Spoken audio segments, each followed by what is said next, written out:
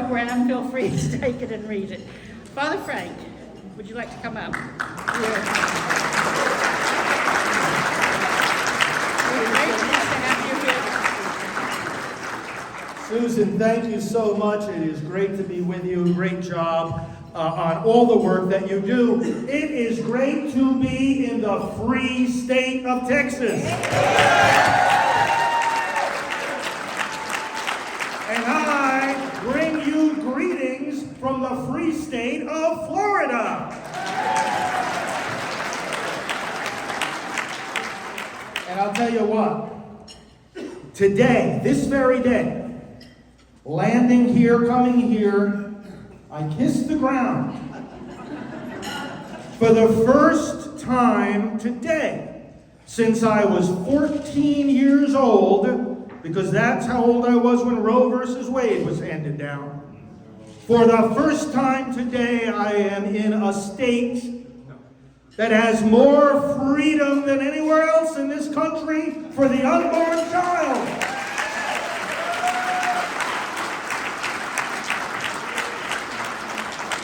And I want to thank you for that. It's so great to be not only with all of you who are leading East Texas Right to Life, but with Senator Brian Hughes. Thank you and your colleagues.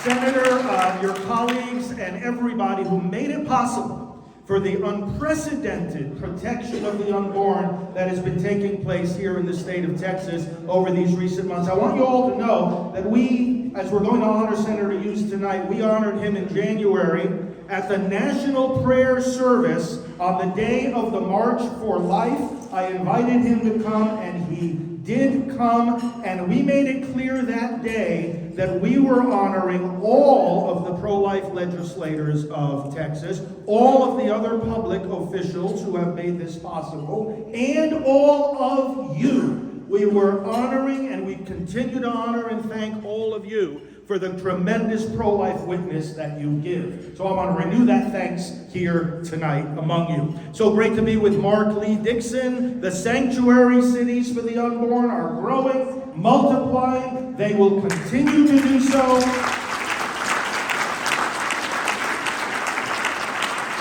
I mean, this is really a slice of heaven tonight, because we also have not only such great leadership in the civic arena, but such great leadership in the church. Bishop Joseph Strickland, so good to be with you.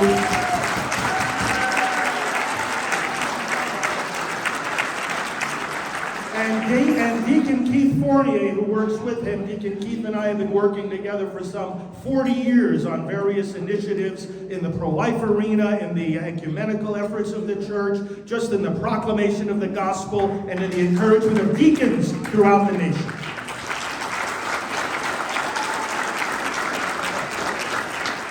You know, I requested a few years after my ordination by another great pro-life giant in the church, Cardinal John O'Connor of New York. I requested of him permission in 1993 to devote my entire life, all my energy, all my work, all my ministry to the defense of the unborn. And he said yes, because that was his heart and his passion too. So I can tell you now, since for all these years now, nearly 30 years, of full-time focus on the abortion issue, full-time involvement on the international, national, state, and local level of the pro-life movement, I have never been more confident. I've always been confident, but never more confident than this very night that the days of legal abortion in this country are numbered.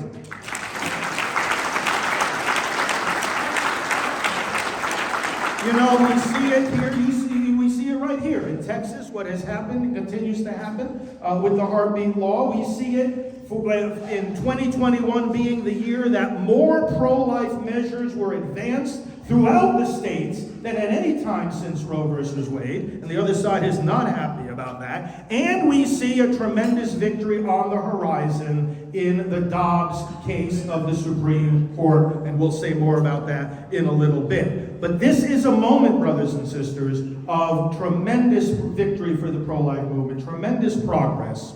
And we have always said over the years that the closer we get to victory, the more unpredictably unhinged the other side will become.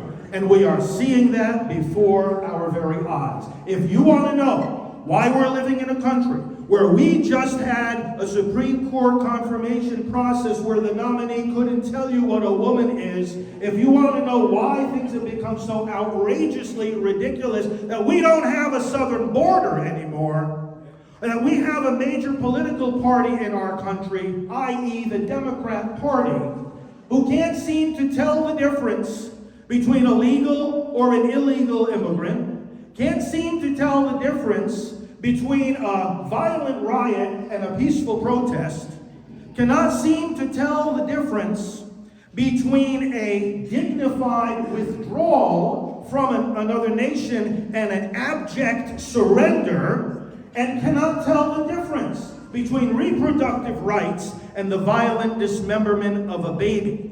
The other side has become, in the words of Senator Marco Rubio, whom I was with the other night at another event, he got up and he said, the battle is no longer between conservative and liberal in this country.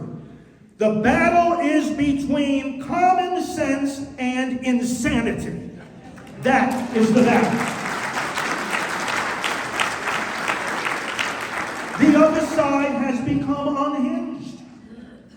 And I want to tell you this right now, I think you know this and appreciate it as deeply as I do. What is at the core of all this insanity? It's abortion. It's abortion. Look at USA Today, for yesterday's edition. The front page article about Judge Ketanji Brown Jackson begins and ends with abortion. Read Molly Hemingway and Carrie Severino's book about the confirmation process of Justice Brett Kavanaugh and all the insanity there. They analyzed it, every single line of every single document. They come to the conclusion all this insanity was over abortion.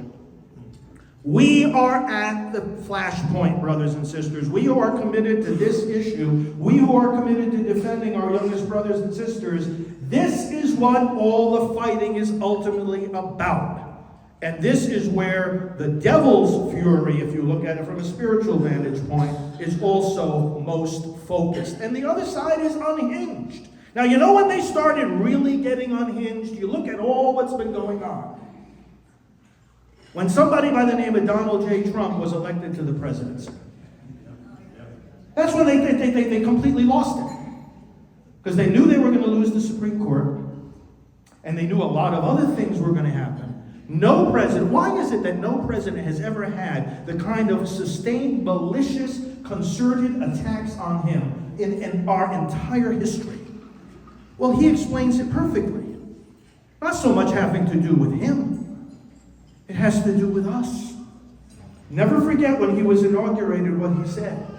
He said, today is not so much about the transfer of power from one party to another. It's the transfer of power from Washington to you, the American people. And he says over and over again, as a matter of fact, he's speaking right now.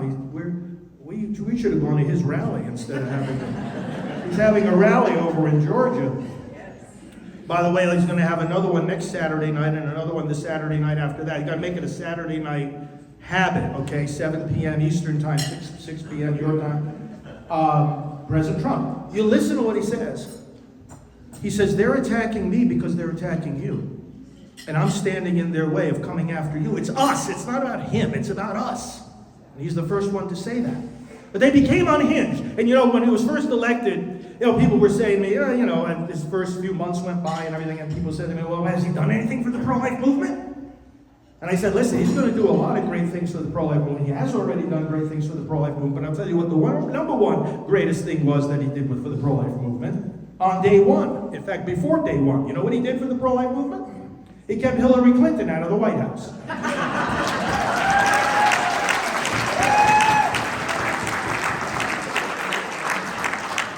But the insanity over abortion really started in 2019. You look at the beginning of that year, when the Democrats took over the legislature in New York, they took away every remaining scrap of protection and regulation of child killing in my home state of New York.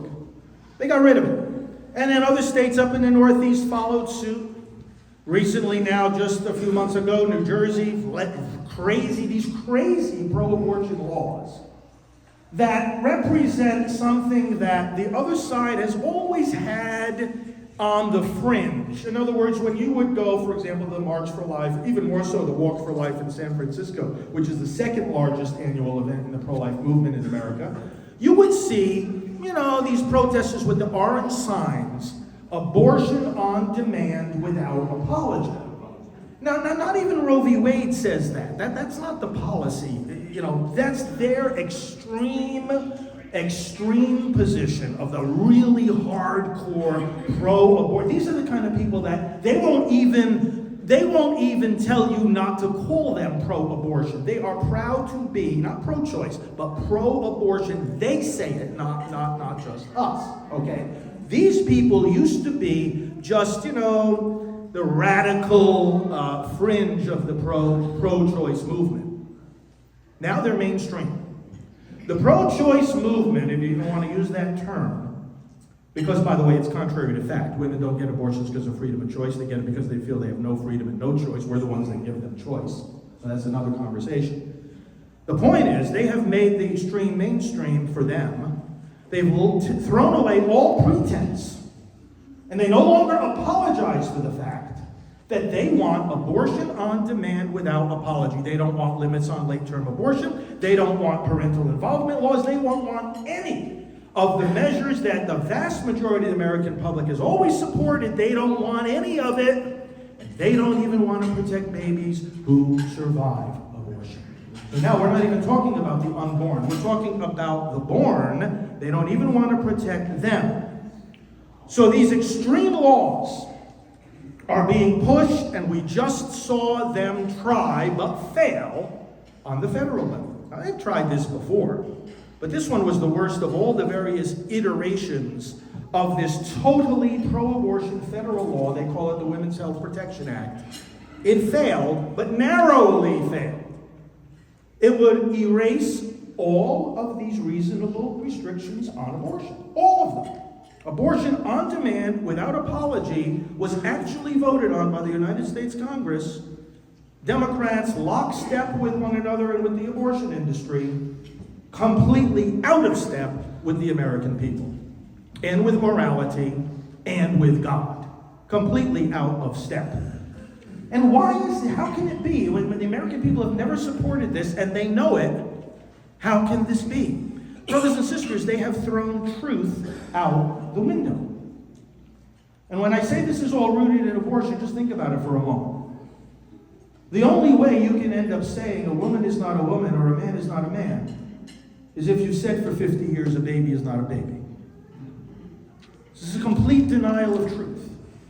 And you know why it's a denial of truth? Well, that's what pro-choice in its essence means. Choice has to do with the will, not with the mind. It's an assertion of will. What I choose is good, not because the thing itself is good. Not because the thing itself has any inherent value. What I choose is good because I choose it. That's the idea. It's a self-validating choice. So of course they don't care about any kind of truth because they've thrown the whole idea out the window. What we need to be doing, what we are doing, and what I want to urge you to continue doing in more and more creative and bold ways is to expose the extremism. Expose it. The other side does our work for us. The American people are not with them. They're with us. And so we just expose it and we win. This is a biblical principle, by the way, Ephesians 5:11. Paul says, have nothing to do with the fruitless works of darkness, but rather what? Expose them. It's not enough that we don't participate in the works. We don't say, oh, well, those are evil works, so I'm going to stay over here, I'm not going to have anything to do with that. That's just the starting point. Second point is, I'm going to take out my lamp, I'm going to take out my flashlight, and I am going to expose what's going on over there in the fruitless works of darkness. Because as John's Gospel tells us, when the light comes into the world, there are some who run towards it because their deeds are done in God, but there's others who run away from the light. Why? For fear to be exposed.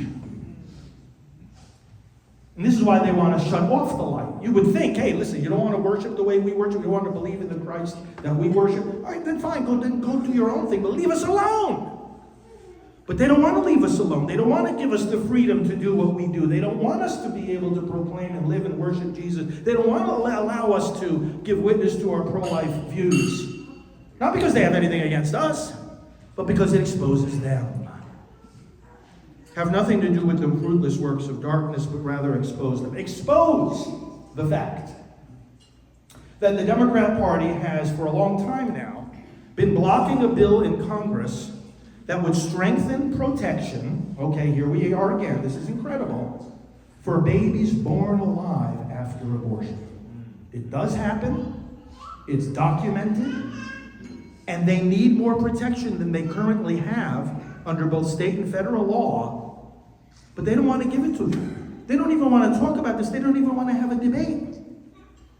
The Hyde Amendment, another piece of evidence of their extremism, this amendment, which has saved 2.5 million lives by making sure our tax money through Medicaid does not fund child killing, was supported in a bipartisan way for 40 years. Even under the Clinton administration, even under the Obama administration. The budgets were signed into law with the Hyde Amendment intact. Until now. It was only by sheer force. God bless them, our Republican pro-life lawmakers in Washington. They stood firm. And they said to the Brandon administration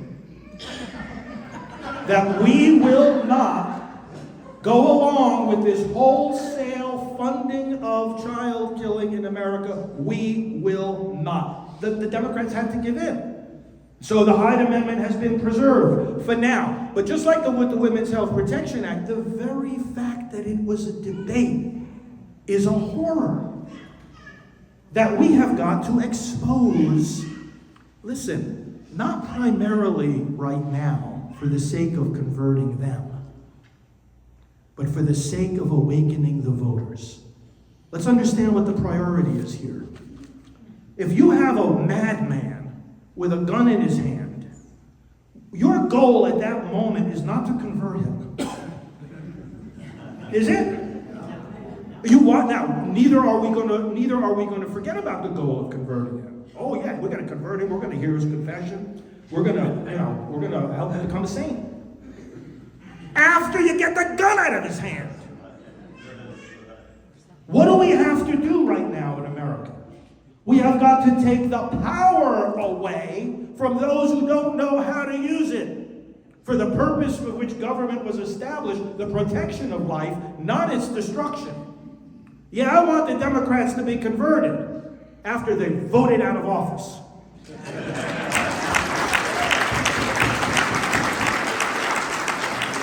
Listen, I can give you the history. We can go on all night. When I became director of Priests for Life in 1993, we worked together, hand in hand, side by side, with the pro-life Democrats in the United States Congress. There were lots of them.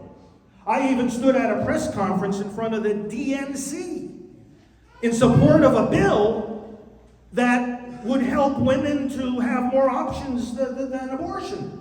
This was good stuff. And we had people as committed as we are, serving in Congress as Democrats, working for pro-life. They've disappeared. Not that they aren't there. And tens of millions of Americans who belong to the Democrat Party are as pro-life as we are. They don't realize the party has abandoned them. They're coming to realize it. But these men and women, it's not that they've disappeared from America. They've disappeared from political power because the party doesn't want them. The party doesn't want to support them. You'll find some on the state level, of course. But when I'm talking about the federal level here, they're gone. Even here in Texas, you know what happened in the primary with Henry Cuellar. He was like the remaining one-half a pro-life member of the House of Representatives, the only one who sometimes voted pro-life. I've sat down in his office many times. The point is, brothers and sisters, that right now, we are dealing with a situation where we have got to show the voters what's going on.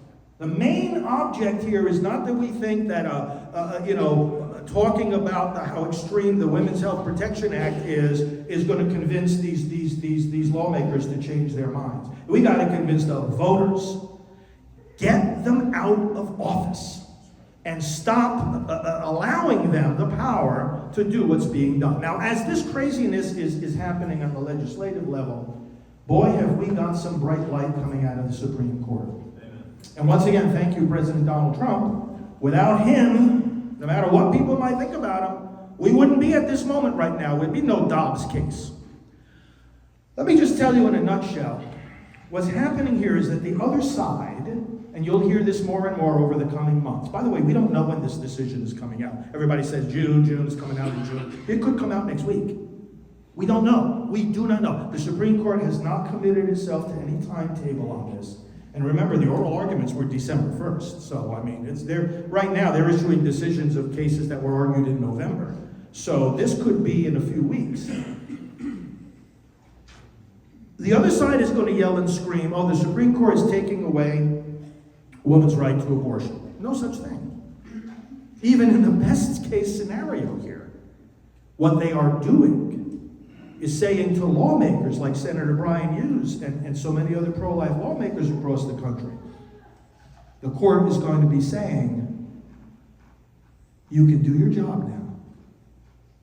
You can do the job that you were elected to do without us blocking your way. That's what this is about. I say to the folks on the other side, oh, you're so worried about what the Supreme Court case is going to do in Dobbs? Listen, you're free to make your case. Go to your lawmakers. And if you can convince them, go to your fellow citizens, and if you can convince the voters that it's a good idea to chop the head off a living baby, well, go ahead and make your case. Because you can still make your case, and the legislators can still do what they did in New York and in New Jersey and in a number of other states, abortion on demand, without apology. But you see, now they have to make their case. And that's why it's a victory for us. They have to make their case without hiding behind the robes of the justices. You understand? And plenty of lawmakers are more than happy to hide behind those robes. Oh, they go to the voters in a town hall, they're asked a challenging question on abortion. I think abortion is morally wrong, but it's out of my hands. The court took it out of my hands. And they're right. Not anymore. This is what we're hoping for now on the horizon. That the court is actually going to say that in order to protect unborn babies, you no longer have to convince this unelected, unaccountable group of 9 people on the Supreme Court. Your audience now is 330 million people of your fellow citizens. Make your case. And our case is the stronger one. Our case is the more cogent one. And all the briefs, if you read the briefs in the Dobbs case, which I urge you to do, we have a special website, SupremeCourtVictory.com, that has a prayer campaign, and it has videos and interviews with people who wrote the briefs. We wrote one of them at Priests for Life, and we did delve into the arguments like you'll find nowhere else. And you read these briefs, and basically what they're saying is not just that Roe v. Wade is immoral and unconstitutional, which it is. One of the key arguments coming through is that it's obsolete. Understand what's being said here.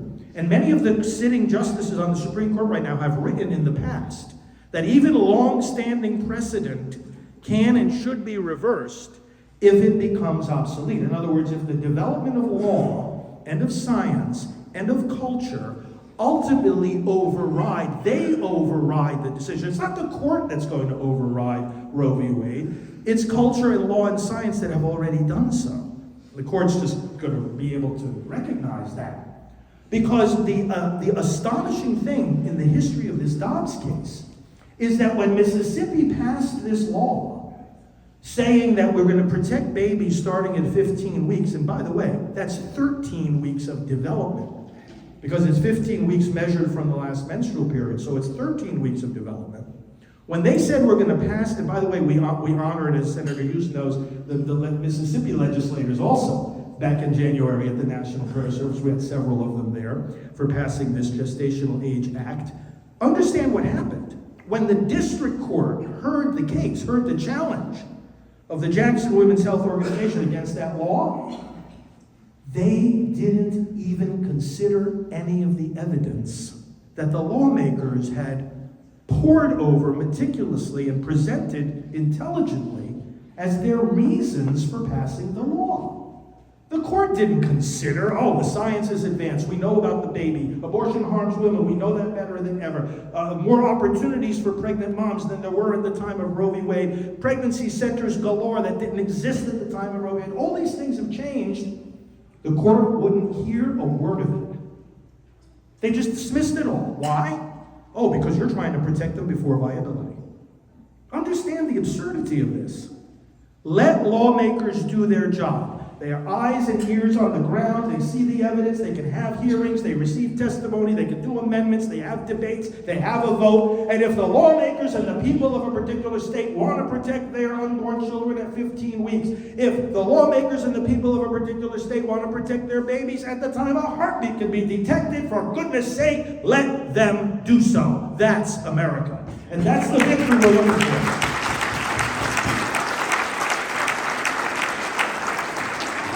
Now, all of this that I've said so far feeds right in to another key priority for the pro-life movement right now, the midterm elections. Now, we got to focus on 2022. The temptation might be to deal with 2024 right now. And the other side, that what they would like to see happen is that we create a circular firing squad and start arguing about who would be the best choice for 2024. I mean, not that we shouldn't think about that. I can tell you, President Donald Trump is intending to run. There's no question about that. He's going to run. And if he runs, he's going to win. God preserve his health. That's the only factor here that could change things. But and his calculus is I'll tell you what, his calculus is very simple. I was just with him the other night. His calculus is one simple question. Can I do something to keep this country from going to hell? He said, they're destroying this country, and they are. Can I do something about that? That's how he decides. That's how he does it. And if you ask him, if you were here right now, when we said, Mr. President, are you going to run again? You know what he would say to us? They're destroying our country. Those would be the exact words that would come out of his mouth. Watch the interviews. He's telling you how he thinks about this. But we don't have to worry right now, and this is why he's not making a formal announcement, among other reasons, that right now, we've got to win the midterms. By winning the midterms, we put up a solid roadblock to all this extremism that we see coming from the Democrats, not just on abortion, but on the economy, on national security, on the border, on the education of our children. Sorry, but we don't want in public office people who are going to indoctrinate our children that America and its Constitution are racist. How can you take a public oath as a legislator to uphold the Constitution when you think it's a racist, evil document? Get out of office. We don't need you. In fact, if that's what you think of America, go somewhere else.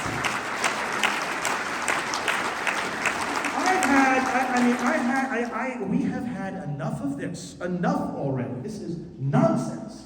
So the midterm elections can put a big, big firewall in front of this extreme, unhinged agenda of the Democrats. Now, is it going to be favorable for us? Absolutely. You know, the Senate, I think we can take back the Senate. There are certain key states to watch for Senate races. Georgia, that's why President Trump is there tonight. Pennsylvania, Nevada, Arizona. These are going to be key Senate races. We can flip the Senate. But the House behaves a little different politically. It's more subject to waves. And what we're seeing, there are basically three indicators. You want to know what's going to happen with the House of Representatives. You look, first of all, at the generic ballot. Okay, do people generally prefer to vote for Republicans or Democrats? Well, the Republicans are ahead in the generic ballot right now. You also look at two other things. The president's favorability levels. They are at an historic low. Only about a third of Americans right now approve of the job description of the Brandon administration. Only about a third. That's low. That's way, way low. In 2010, when Obama had his first midterms, at this point in time, you know what his approval rating was? 49%. You know how many seats his party lost in that midterm in the House? 63 seats. And his approval rating was at 49%. Now you go back to 1994, the first midterm election when Clinton was in office, his favorability was 55% at this point in time. In that November, his party lost 52 seats in the House of Representatives. So if the Biden approval rating is only in the high 30s, they're in trouble. The third factor, when you look at the wave that affects House races, is the right-wrong tracking. Okay, you know the right-wrong tracking. How many Americans think the country's on the right track versus wrong track? Only about a quarter of our fellow citizens right now, only about 20-25% of them think we're on the right track. Of course, I don't know what kind of drugs they're taking. I mean, I know we have a drug problem in our country. I didn't know it was that bad. But they actually think the country's on the right track. But that's significantly skewed. When you've got 3/4 of the country saying, hey, we're on the wrong track. Well, the voting booth is one of the places where you can go to change that. Now, when you go to change it at the voting booth, boy, oh boy, you better have secure elections. And I can assure you that we in the pro-life leadership, our focus is abortion. But we understand right now that working for election integrity is key to winning this battle. And we've all got to be on that same page. Thank you, Texas. I know you passed election integrity already. There are 5 basic pillars to it. You know what they are? Voter ID, simple thing. Signature verification. Oh, is this really your signature? You know, does it match? Cleaning up the voter rolls. I mean, you can't have an organization unless you keep your mailing list up to date. I mean, they dead people, people, you know, and addresses that don't exist anymore, and on it goes. It's a data tax. That's all it is. We got full-time people just at our organization. That's all they do all day is keep our list clean, keep it up to date. Bipartisan, neutral observers at the polling places. Things like this, these pillars, and then of course chain of custody. Okay, what happens to your ballot after you hand it in? All of these things, these are common sense measures supported by the American people. I want to encourage you tonight, let us make sure in our communications across this nation that voters are highly aware of the priority of this. And finally, the church and elections. Now, I've written and spoken a lot about this. On the table where I have my literature, which I hope you'll take a moment to stop before you leave tonight, I have a book. One of my books is called Abolishing Abortion. And in there, it's basically like a manifesto. What do we have to do to end abortion? What's the next step? And I talk about what the state has to do and some of the pro-life strategies, and then I talk about what the church needs to do. What are some of the obstacles? And one of the big obstacles for the church is this silly notion that somehow the Constitution demands us to shut up when it comes to elections. We wouldn't be the United States of America unless the church spoke into the world of politics. Read, I have on my desk at home, the books this thick, there are several volumes, the political sermons of the founding era. It wasn't just the rocket's red glare that launched America. It was the pulpit's red glare. You know this if you study the history. The church spoke. The body of Christ rose up. I believed, therefore I spoke, Scripture says. Cry out full-throated and unsparingly, the prophet Isaiah declares. We speak when we believe, and when we see especially the destruction of God-given rights. Now, some people, when I talk this way, some people say, well, you see, the church is becoming too political.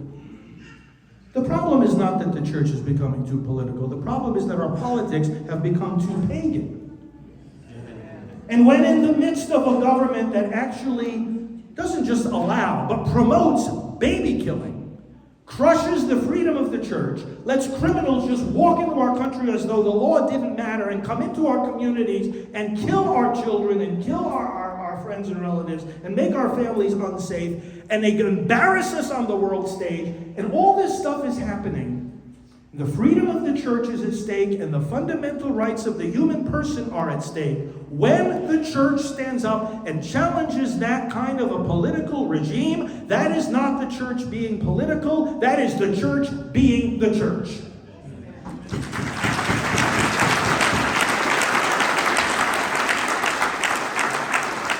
Because when you're seeking the same goal, when you're working on the same principles, but you just have different ideas of how to get there, then there is a legitimate neutrality of the church. The church is not supposed to be a political party. We don't make the laws, just like the lawmakers don't decide what scriptures we read at our Sunday service or appoint your pastor. There is a legitimate autonomy, obviously.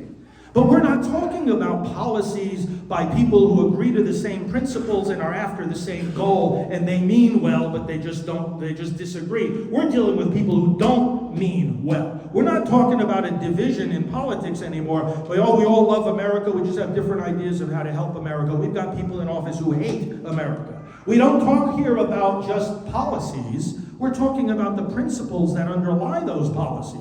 And when it comes to something like whether you can kill an innocent child, the principle is the policy. They're one and the same. They merge. So there is no room here for neutrality. We in the church, look, let me put it this way.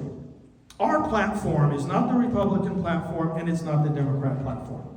Our platform as the church is the platform of Jesus Christ.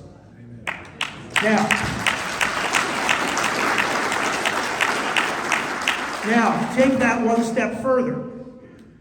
Jesus Christ is the same yesterday and today and forever, the letter of the Hebrews tells us.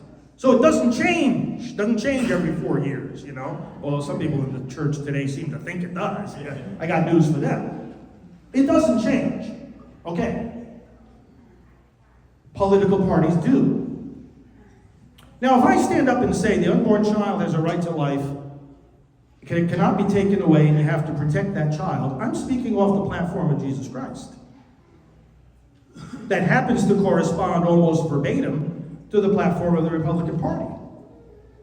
So some people are going to say to me, and to all of us who are clergy here, they're going to say, oh, well, you can't be partisan, you can't even appear to be partisan.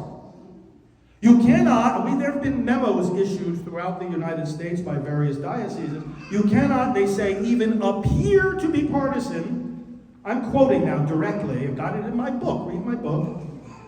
These memos say things like, we cannot say anything when we're preaching that would appear to favor or discredit, notice these words, appear to favor or discredit any political candidate or party. All right, so now let me please explain this. If anybody here tonight can explain this to me, I would be very, very grateful. How do I stand up and proclaim the gospel? The life is sacred, that these children have to be protected, and not appear to be favoring a party that says exactly the same thing, and appear to be discrediting a party that says exactly the opposite. If you're telling me I cannot even appear to favor or discredit one or the other, you know what? You're telling me to shut up about the gospel, and to that I say no way.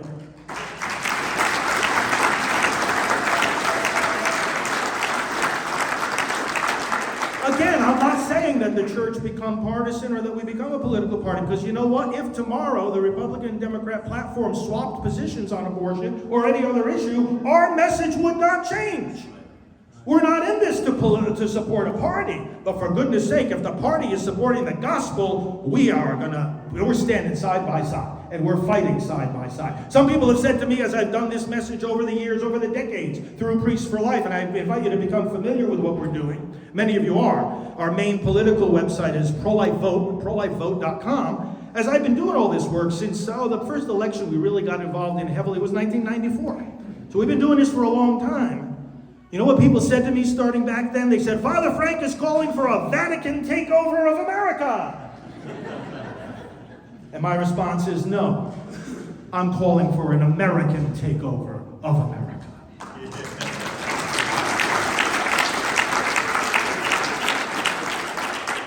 We have in the Catholic Church, just 4 days ago, on our calendar, even though it's not universally celebrated, on the calendar of the saints, a cardinal by the name of Blessed Clemens von Galen.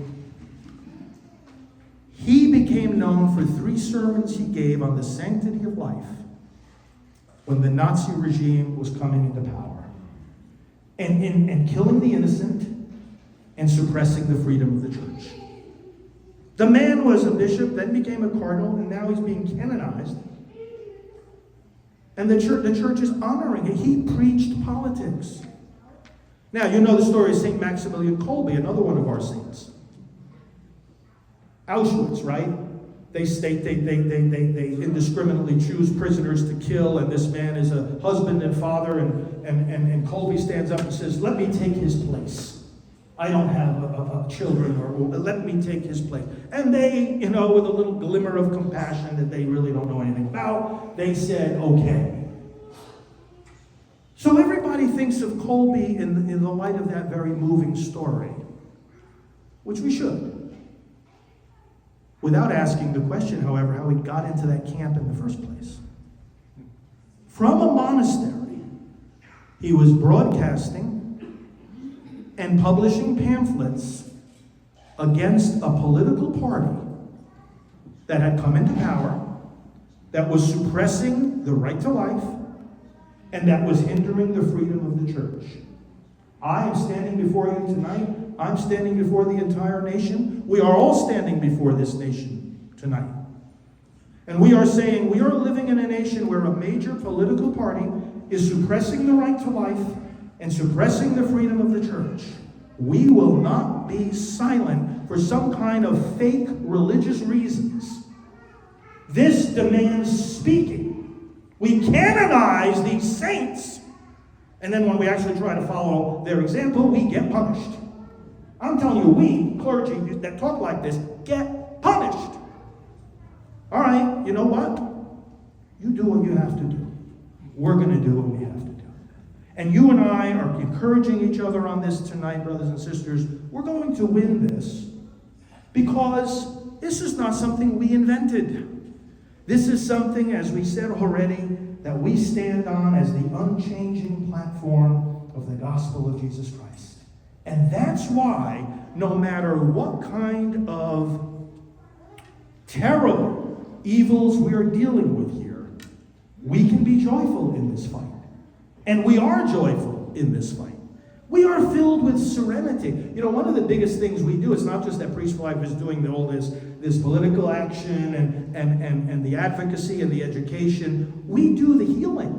We operate the world's largest ministry for healing the wounds of abortion. People who've had abortion are coming back to the Lord. We don't condemn them. We embrace them. We who reject abortion do not reject those who have abortions. We embrace them with the peace and mercy and forgiveness of Christ. That's why you'll see again on my table, let me just tell you a couple of things that are there. In the heart of his mercy, this is a little prayer booklet. Prayers of compassion and healing for all those who've been wounded by abortion. Not just the mom and not just the dad, but the grandparents, siblings, friends, the abortionists themselves. There's a prayer card, there's a brochure there, the Bible's teaching against abortion. There's another one called Ending Late-Term Abortion. There's another one called My Heart Beats Just Like Yours, a new educational project about the development of the unborn child using brand new images of the baby that are just astonishing.